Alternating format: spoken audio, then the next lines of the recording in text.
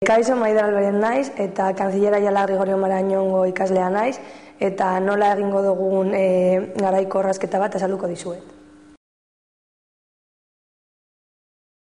Erabiliko ditugun materialak, tresnak eta produktuak prestatzen ditugu.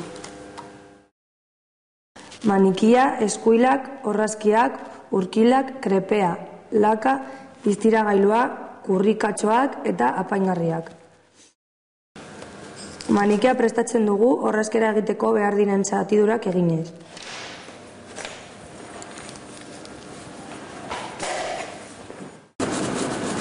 Orrazkera harrotu eta volumena emateko kardatu egingo dugu. Krepea nahi den volumena lortu arte jokatzen dugu.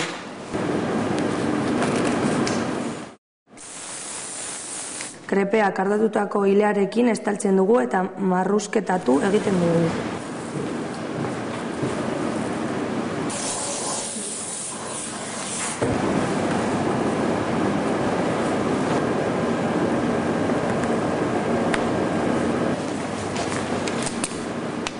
Aurrealdean kurrikatxoen laguntzaz kiribilak egiten ditugu. Bertan, laka esartzen diogu ez ondatzeko eta aurretik volumena eman diogu hilearen gainean ipintzen hasten gara.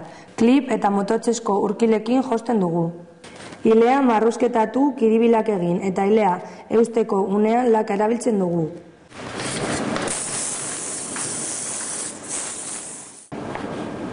Lana emaitzekoan distiragailua esartzen diogu.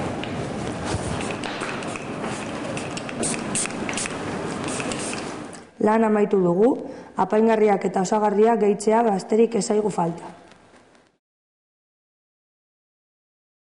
Prozesuaren urrats nagusiak. 1. Material, produktu eta tresnen prestaketa. 2. Zatidunen buruketa. 3. Kardatze lana eta krepe ipintzea. 4. Kiribilak kurrikatxoekin egitea. 5. Apaingarriak ipintzea.